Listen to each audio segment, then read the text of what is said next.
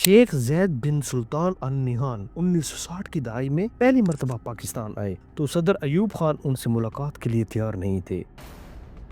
آغا حسن آبادی پاکستان کے بہت بڑے بینکر تھے۔ اپنے کسی دوست کے گھر سے سرخ قالین مانگ کر لائے اور انہوں نے بڑی مشکل سے منتیں کر کے راولپنڈی کے کمشنر کو سلطان کو ریسیو کرنے پر آمادہ کیا۔ کمشنر راولپنڈی چند منٹوں کے لیے چکلالہ ایئرپورٹ آئے، شیخ کے ساتھ ہاتھ ملایا اور میٹنگ کا بہانہ کر کے غائب ہو گئے۔ آغا حسن آبادی نے انہیں انٹر کانٹیننٹل ہوٹل، آج کے پی سی ہوٹل میں ٹھہرایا اور بڑی مشکل سے پکڑ دھکڑ کر کے مختلف افسروں، صحافیوں اور وزراء کو ملاقات کے لیے ان کے پاس لے کر آئے۔ سلطان کو ہوٹل کا لان بہت اچھا لگا۔ اس نے مالی کے بارے میں پوچھا۔ ہوٹل انتظامیہ نے مالی سلطان کے حضور پیش کر دیا۔ سلطان نے مالی کو ملازمت کی پیشکش کر دی اور اسے اپنے جہاز میں دبئی لے گیا۔ وہ مالی اور اس کا خاندان بعد ازاں کھرب پتی بن گیا اور آج کے پاکستان کا وہ ایک بااثر خاندان کا حصہ ہے۔ ہم 1960 کی دہائی میں یو اے ای کو صرف اتنی اہمیت دیتے تھے۔ 1970 اور 1980 کی دہائی میں بھی پاکستان دنیا کا بڑا اور تیزی سے ترقی کرتا ہوا ملک تھا۔